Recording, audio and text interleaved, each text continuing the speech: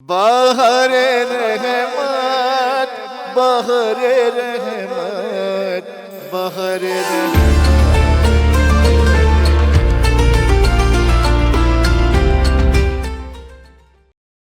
رجیم بسم اللہ الرحمن الرحیم۔ بہار اطفال میں نونہال بچوں کو خوش آمدید۔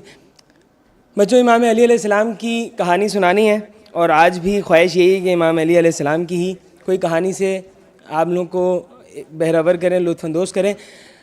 بچوں، بات یہ ہے کہ امام علی علیہ السلام کی تعریفیں کتنی کی جائیں کم ہے۔ سخاوت ان کی ایسی ہے، علم ان کا ایسا ہے، شجاعت ان کی ایسی ہے، بندہ ان کے جنگوں کی کہانیاں سنائے یا ان کی سخاوت کی کہانیاں سنائے یا ان کے علم کی کہانیاں سنائے۔ ایک بات ہے جو امام علی علیہ السلام کے بارے میں رسول خدا نے بھی حدیث میں ارشاد فرمایا ہے، اور اس کے اوپر بات تھوڑی کم ہوتی ہے، تو میں چاہتا ہوں کہ اس کے اوپر وہ ایک دو کہانیاں سناؤں۔ رسول خدا صلی اللہ علیہ وآلہ وسلم ارشاد فرماتے ہیں کہ امیر المومنین علی بن ابی طالب علیہ السلام اس دنیا میں سب سے زیادہ اقضاء ہیں، سب سے زیادہ بڑے قاضی ہیں۔ ان سے اچھا قاضی، ان سے بڑا قاضی کوئی نہیں ہے۔ اچھا، اب ہونا تو یہ چاہیے کہ اگر امام رسول خدا نے جب ان کو قاضی، سب سے بڑا قاضی کہا ہے، تو رسول خدا کے جانے کے بعد کوئی بھی فیصلہ ایسا نہ ہوتا جو امام علی سے پوچھے بغیر ہوتا، یا امام علی علیہ السلام کو ہر دور میں ہر خلیفہ انہیں قاضی بناتا، لیکن لوگوں نے ایسا نہیں کیا۔ بہرحال جب امام علی علیہ السلام کی اپنی خلافت آئی تو کیا امام علی علیہ السلام خود قاضی بنے؟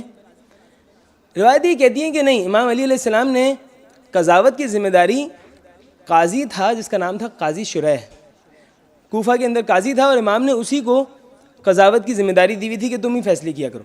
ہاں، امام سپروائز ضرور کرتے تھے، اور اگر کہیں فیصلے میں کچھ مسئلہ ہوتا تھا تو اس کو سولو بھی کرتے تھے۔ کہانی اس طرح سے ہے کہ ایک مرتبہ جنگ صفین میں جب معاویہ کے خلاف امام علی علیہ السلام جو ہے وہ جنگ لڑ رہے تھے، تو جنگ صفین میں امام علی علیہ السلام کی زرہ جو اوپر پہنی جاتی ہے، یہ لوہے کا لباس ہوتا ہے، یہ زرہ جو ہے وہ امام علی علیہ السلام کی گم ہو گئی، کھو گئی، بہت ڈھونڈا نہیں ملی۔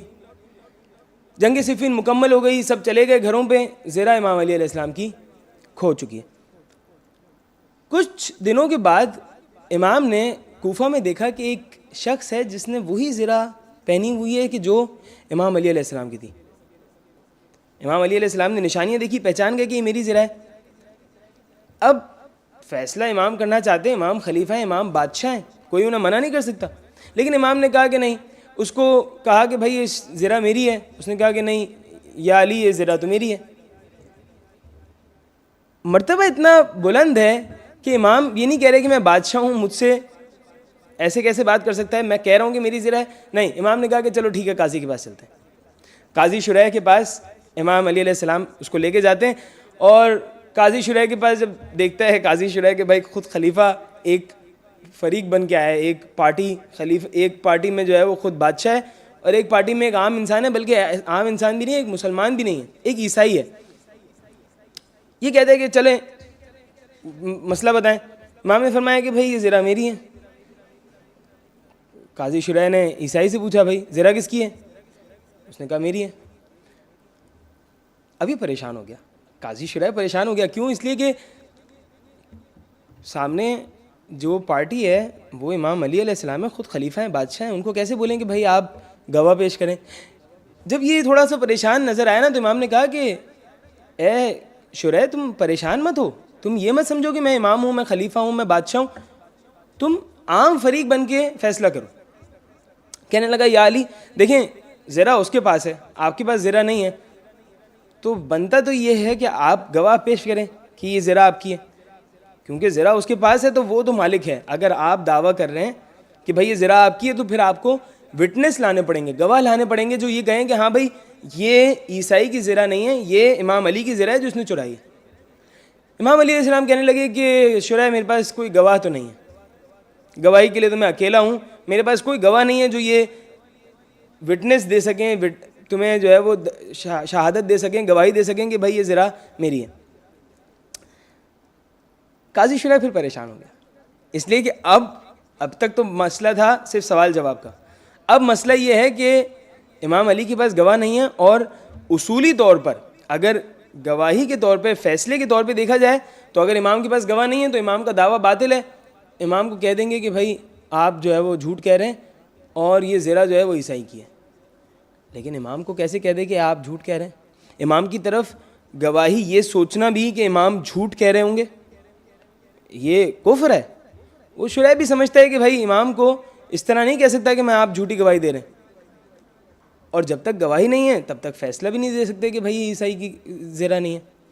تو اس لیے یہ واپس خاموش ہو گئے. اب جب یہ خاموش ہوئے تو امام نے پھر اس سے کہا کہ اے شریع تعامل نہ کرو, جو فیصلہ ہے وہ سنا دو, چاہے وہ فیصلہ میرے خلاف ہی کیوں نہ ہو. امام جانتے ہیں کہ فیصلہ کیا سنائے گا. شریع نے کہا کہ یا علی پھر فیصلہ یہ ہے کہ عیسائی کی زرہ ہے اور آپ دعوے میں اپنے کامیاب نہیں ہو سکتے, آپ کا دعویٰ باطل ہے اور آپ کی زرہ نہیں ہے. امام علی علیہ السلام بادشاہ ہو کے ایک اتنا چھوٹا سا فیصلہ ہارتے ہیں اور اپنا کیس لے کے قضاوت سے باہر نکلتے ہیں. روایتیں کہتی ہیں کہ یہ عیسائی جب باہر آتا ہے تو باہر آ کے دیکھتا ہے کہ ایک بادشاہ سے جو اس کی ہی چیز تھی میں نے لے لی تھی, مجھے عیسائی کو تو پتہ ہے کہ میں نے زرہ کہاں سے لی تھی, اس نے خریدی نہیں ہے. تو کہنے لگا کہ سوچنے لگا کہ بھائی ایک بادشاہ سے میں کیس جیت گیا, وہ بھی اس کی چیز کا, اور اس نے میرے اوپر کوئی مطالبہ نہیں کیا. کہنے لگا یہی ہو ہی نہیں سکتا کہ یہ انسان جھوٹے دین پر ہو, اس کا دین یقیناً سچا دین ہے. امام علی علیہ السلام کے اوپر اسلام لایا, مسلمان ہوا, اور اس کے بعد جنگ صفین میں اس نے وہ اٹھائی تھی. اس نے کہا کہ یا علی یہ زرہ آپ کی ہی ہے, جنگ صفین کے میدان میں مجھے ملی تھی اور میں نے زمین سے اٹھا لی تھی, یہ زرہ آپ کی ہے, آپ لے لیں.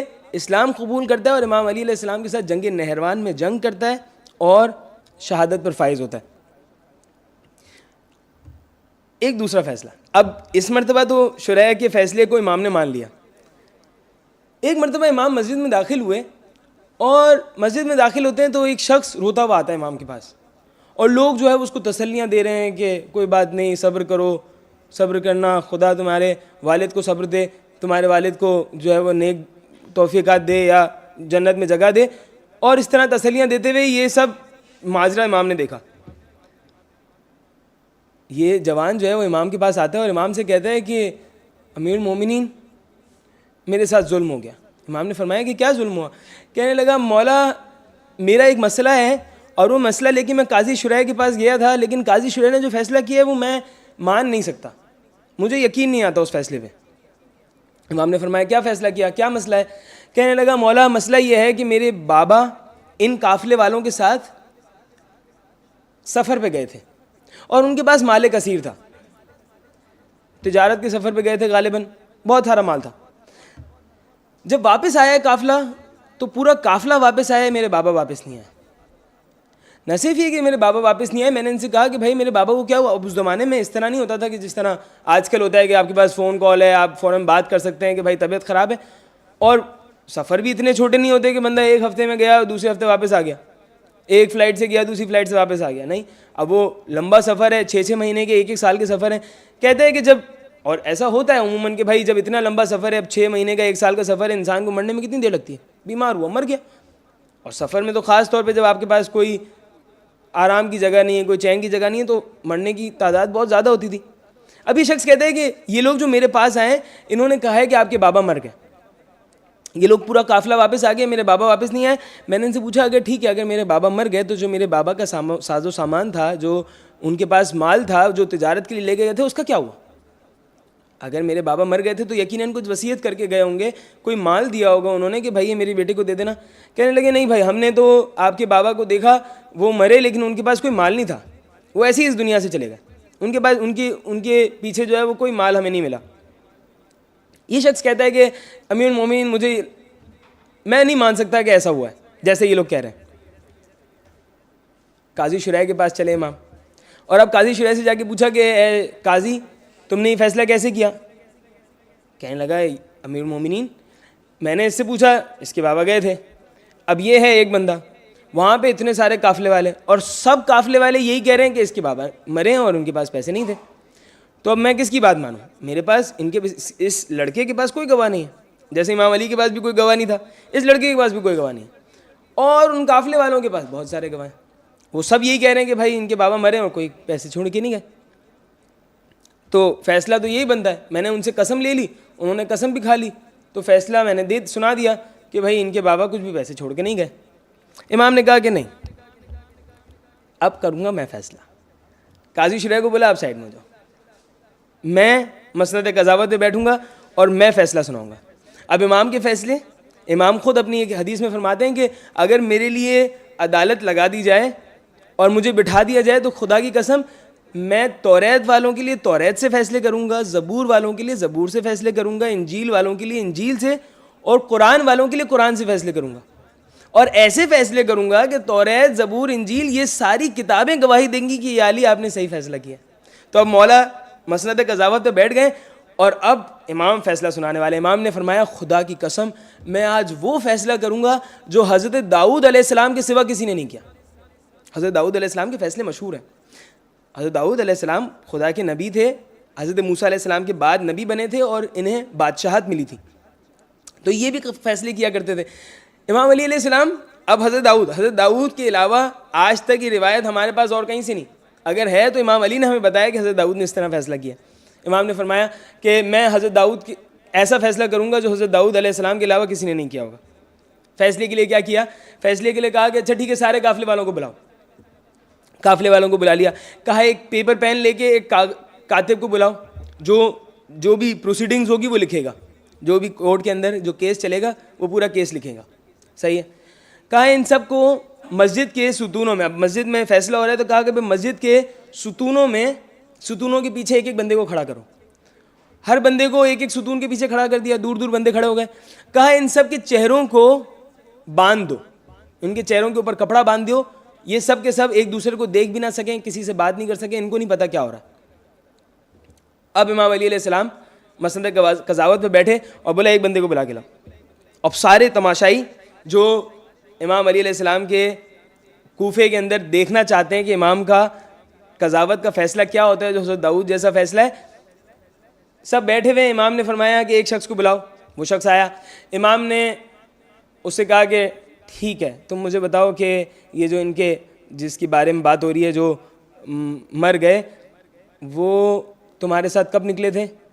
اس وقت نکلے تھے. اچھا وہ کہاں بیمار ہوئے تھے؟ یہاں بیمار ہوئے تھے. اچھا کتنے دن بیمار رہے تھے؟ اتنے دن بیمار رہے تھے. کون سی بیماری ہوئی تھی؟ ایسی بیماری ہوئی تھی. دن کے کس وقت انتقال ہوا تھا؟ اس وقت انتقال ہوا تھا. اچھا مرنے کے بعد غسل کس نے دیا تھا؟ اس نے دیا تھا. اچھا کفن کس نے پہنایا تھا؟ اس نے پہنایا تھا. نماز جنازہ کیسے ہوئی تھی؟ کس نے پڑھائی تھی؟ کون کتنے لوگ شریک ہوئے تھے؟ ساری رپورٹنگ لے لی اس سے اور سب لکھ لیا گیا. سب لکھنے کے بعد امام نے کہا اللہ اکبر. جیسے امام نے تکبیر بلند کی سارے جو تماشائی تھے سب نے بھی کہا اللہ اکبر. اب جب اتنی ساری اللہ اکبر کی آواز آئی تو اللہ اکبر ایسی باتوں پہ کہا جاتا ہے کہ بھائی وہ فیصلہ ہو گیا. اب یہ جو باقی لوگ ستونوں کے پیچھے کھڑے ہوئے تھے ان سب کے ذہن میں یہ ہے کہ ہم تو گئے کام سے, اس نے بتا دیا ہے کہ کیا سین ہوا ہے, اس لیے تبھی اللہ اکبر کہا ہوگا. اب دوسرے کو امام نے بلایا اور دوسرے کو امام نے بولا کہ تو کیا سمجھتا تھا, کیا میں پہچان نہیں سکوں گا؟ کیا میں اتنا نہ سمجھوں کہ میں نہیں سمجھ سکوں کہ اس کے باپ کے ساتھ تم نے کیا کیا ہے؟ تم بتاتے ہو یا میں بتاؤں؟ کہنے لگا یا علی میں نے نہیں کیا تھا, میں تو ان کو منع کر رہا تھا, انہوں نے قتل کیا تھا. بھانڈا پھوٹ گیا. ایک بندے نے کہہ دیا کہ بھائی میں نے تو قتل نہیں کیا تھا. امام نے فرمایا اچھا کیسے, کس نے قتل کیا تھا؟ اس نے بولا اس نے قتل کیا تھا. اور کون روک رہا تھا؟ یہ روک رہے تھے. اچھا ٹھیک ہے. اور پھر پیسوں کا کیا کیا؟ پیسے انہوں نے لے لیے, یہ کر لیا وہ کر لیا. اچھا ٹھیک ہے. امام نے ساری باتیں اسے سن کے اس کو بھی بھیج دیا. اب تیسرے کو بلایا. اب جب تیسرے کو بلایا تو اس نے تو بولا بھائی کہانی تو پوری اوور ہو چکی ہے. اس نے امام کو جب بالکل امام نے پھر کہا کہ بھائی یا تو قتل ہو جائے یا تو مجھے سچ بتا دے, تو اس نے پھر سچ بتایا سب. اور اس نے بولا بھائی ہم سب نے مل کے یہ پلان بنایا تھا اور اس طرح قتل کیا تھا. امام نے اب ہر ایک بندے کو بلایا اور اس سے اقرار لیا. اس سے اقرار لینے کے بعد جو سب سے پہلا بندہ تھا اس کو بلایا جس نے ساری جھوٹی کہانیاں کی تھی کہ بھائی غسل کفن ساری کہانیاں, اس کو بلایا. اب تو اس کے پاس بھی کوئی چارہ نہیں تھا, اس نے بھی اقرار لیا. پھر یہ جو بندہ کہہ رہا تھا کہ یا علی میں نے قتل نہیں کیا ہے, جب اس کو پتہ چلا کہ بھائی سب نے بتا دیا ہے اور سب نے ہی بولا ہے کہ بھائی آپ بھی روک نہیں رہے تھے, تو پھر میں بھی کیا چھپا کے کروں گا. تو اس نے بھی سب بتا دیا, اور جب سب نے بتایا تو پھر امام نے حکم دیا کہ ٹھیک ہے اب ان کے پیسوں سے مال جمع کر کے اس کو دو, اس کا خون بہا ان سب کے پیسوں سے لے کے اس جوان کو دو, اور فیصلہ مکمل ہوا.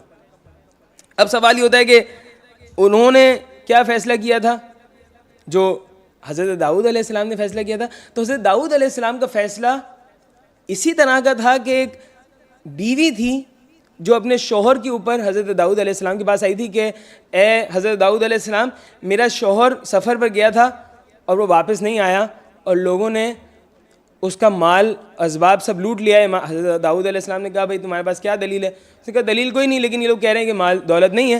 حضرت داؤد علیہ السلام نے بالکل اسی طرح فیصلہ کر کے یہ رقم اس کی زوجہ کو دلوائی تھی, اور یہ واقعہ امام علی علیہ السلام نے پہلے حضرت داؤد علیہ السلام کو سنایا, پہلے ہی فیصلہ اپنا کیا اور پھر حضرت داؤد علیہ السلام کا ہی فیصلہ سنایا. عدالت کے پیکر, عدالت کے بادشاہ امیر المومنین علی علیہ السلام کی شہادت کے ایام ہیں.